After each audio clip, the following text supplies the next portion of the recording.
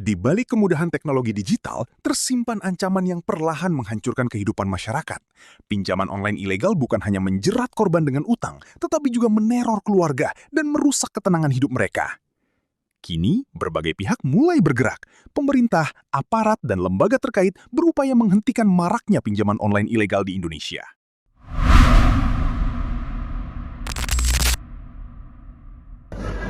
Assalamualaikum warahmatullahi wabarakatuh. Selamat pagi.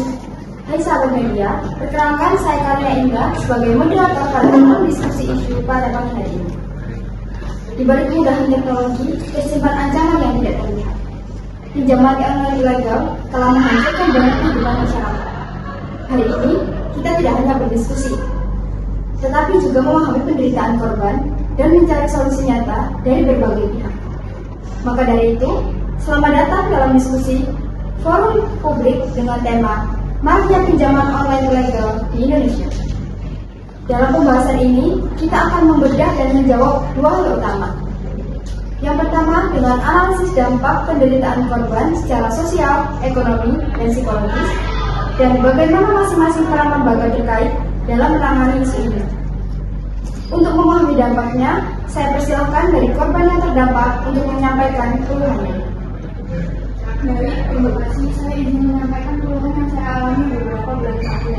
Karena saya merasa sangat tidak nyaman dan terganggu dengan adanya pinjaman online yang ilegal di kawasan kami. Pada awal tahun 2026, saudara saya terjebak pinjaman online ilegal itu. Awalnya hanya butuh uang cepat karena kebutuhan yang besar. Tapi setelah itu, bunganya semakin tinggi, tagihannya menjadi tidak masuk akal. Dan cara mereka menagihnya pun sangat mengintimidasi. Maka saudara saya yang terdampak, saya dan saudara saya atau keluarga saya juga merasa tidak nyaman karena kami terus teror dan diancam. Oleh karena itu, saya berharap pemerintah lebih tegaskan untuk menghentikan pinjaman online yang ilegal ini, karena sampai saat ini kami belum mendapatkan keadilan yang setimpal dan kami butuh perlindungan yang nyata adanya. Baik, terima kasih. Dari pernyataan tersebut, terlihat bahwa isu ini memiliki dampak luas dan urgensi yang tinggi. Dan selanjutnya, saya persilahkan dari pihak otoritas jasa keuangan untuk menanggapi keluhan dari korban. Baik, terima kasih. Saya izin menyampaikan pernyataan sebagai tupoksi kami. Sebagai orientasi jasa keuangan, kami memandang masalah ini adalah masalah serius karena merugikan masyarakat dengan bunga yang tidak wajar, penyalahgunaan data, dan penagihan yang tidak manusiawi. Dan perspektif organisasi isu ini memiliki urgensi yang tinggi karena korbannya yang makin banyak dan dampaknya meluas ke kelompok masyarakat. OJK sebagai regulator terus mengawasi dan memperketat pengawasan agar hanya pengguna yang terdaftar yang bisa beroperasi. Kami juga kerjasama dengan Kementerian Komunikasi dan Informatika untuk pemblokiran dan Kepolisian Republik Indonesia untuk penegakan hukum.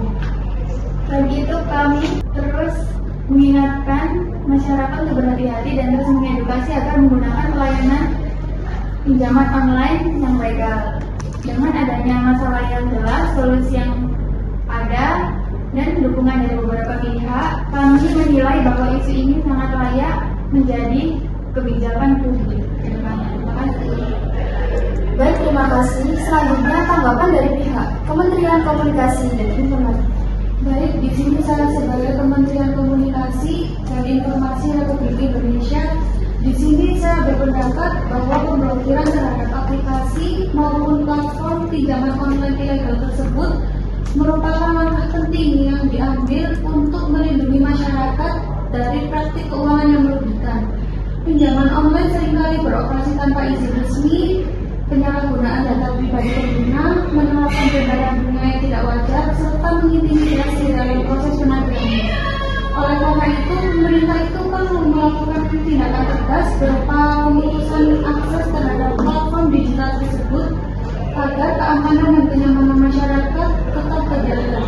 Nah, selain melakukan pemblokiran, pemerintah itu juga perlu melakukan edukasi berupa literasi digital agar masyarakat lebih berhati-hati dan memilih layanan pinjaman online serta memastikan bahwa layanan tersebut itu diawasi oleh otoritas jasa keuangan.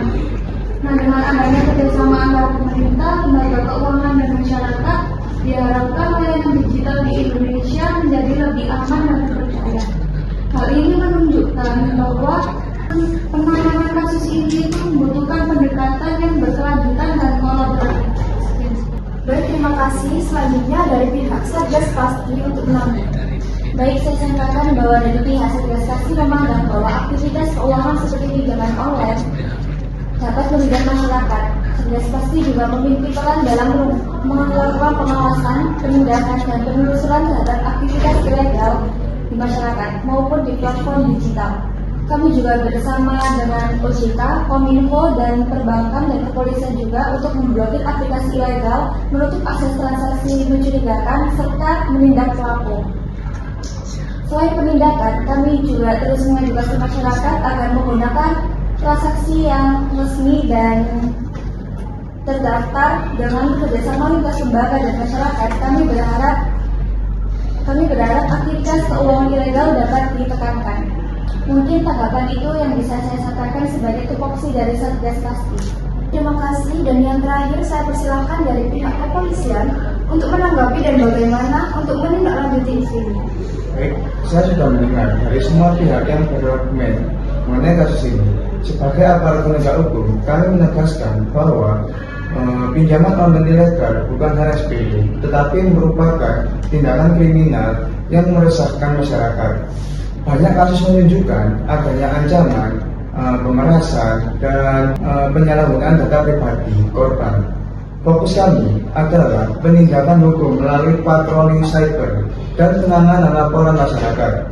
Kami menindak jaringan pelaku dari berbagai pihak yang terlibat. Baik, di sini saya sebagai moderator pun izin menyampaikan mengenai bagaimana dari pihak kepolisian untuk proses tindak lanjut korban yang katanya dari awal tahun 2026 sampai sekarang belum ada kepastian. Menurut kami isu ini sudah sangat layak menjadi perhatian serius dalam kebijakan publik karena dampaknya itu yang luas dan berbahaya. Dan untuk data kasus saudara korban sudah saya pegang dan akan saya tindak lanjuti dengan terus melakukan penyelidikan dan melacak aktivitas pelaku pinjol di internet. Setelah pelaku sudah tertangkap, kami akan proses hukum lebih lanjut. Dan tentunya kami juga bekerja sama dengan Satgas Pasti dan lembaga lainnya.